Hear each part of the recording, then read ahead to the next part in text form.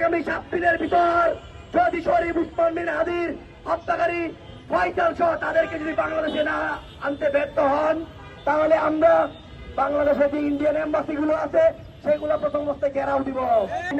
নেপালে যে অভ্যুত্থান হয়েছিল, শ্রীলঙ্কায় যে অভ্যুত্থান হয়েছিল, আন্ডারওয়ে রাইকে পালাইছে।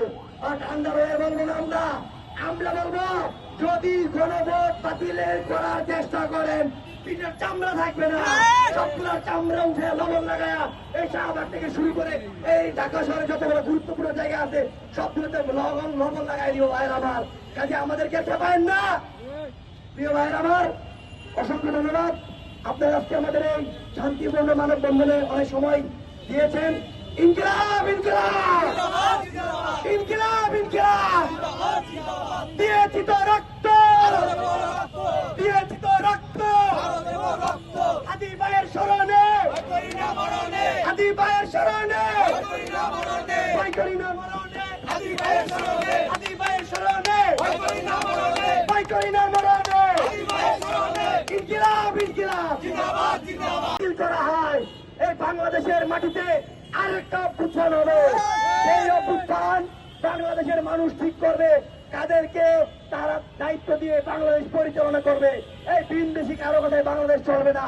আর এই ভারতের আধিপত্যবাদ বিরোধী শরীফ উসমান হাদি ভাই আমরা সব সময় কথা বলে গেছেন। আজকে বিচারহীনতার 119তম দিন। যখনই শহীদ হাদি উসমান হাদি ভাইয়ের বিচারের দাবিতে কোনো কর্মসূচি নিয়ে আমরা আগাই, তখনই আপনারা সরকার পক্ষ থেকে একটা নিউজ দিয়ে দেন আমাদেরকে দাওয়া দেওয়ার জন্য। আমরা বলতে চাই, দীর্ঘ অনেক সময় হয়েছে, এখনো শহীদ উসমান বিন হাদির এই হত্যাকারী ভারতে আছে। এই শহীদ উসমান বিন হাদির হত্যাকারীকে ভারত থেকে বাংলাদেশে আনতে কি কি করতে হবে জনাব স্বরাষ্ট্রমন্ত্রী আপনি বলুন। প্রয়োজনে বাংলাদেশের মানুষ আমরা 1 টাকা করে দিয়ে 18 কোটি টাকা দিতে প্রস্তুত আছি। তবু আমরা শহীদ উসমান বিন হাদির এই খুনিকে বাংলা মাটিতে চাই। আমরা এই কারণেই চাই, যদি শহীদ উসমান বিন হাদির হত্যার বিচার আমরা যদি না করতে পারি, আগামীতে কোনো বিপ্লবী জন্ম নিবে না। আগামীতে জন্ম নিবে সেই সব চাঁদাবাজ, সেই সব দুর্নীতিবাজ যারা বাংলাদেশের টাকা আত্মসাৎ করতে চায়, বাংলাদেশকে লুটে পুটে খেতে চায়। আগামীতে বাংলাদেশকে লুটে পিটে খাওয়া দাওয়ার কোনো সুযোগ নাই।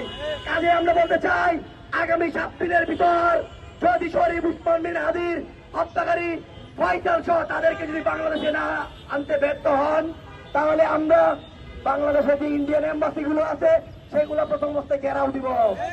একই সাথে আমরা স্বরাষ্ট্র মন্ত্রণালয় যাব, কেন কি কি কারণে শহীদ উসমান বিন হাদির খুনিকে এখানে আনতে সরকার ব্যর্থ হচ্ছে সেটা জনাব তারেক রহমান উনার নিজস্ব পেজ থেকে উনি বাংলাদেশের মানুষকে জানাবে।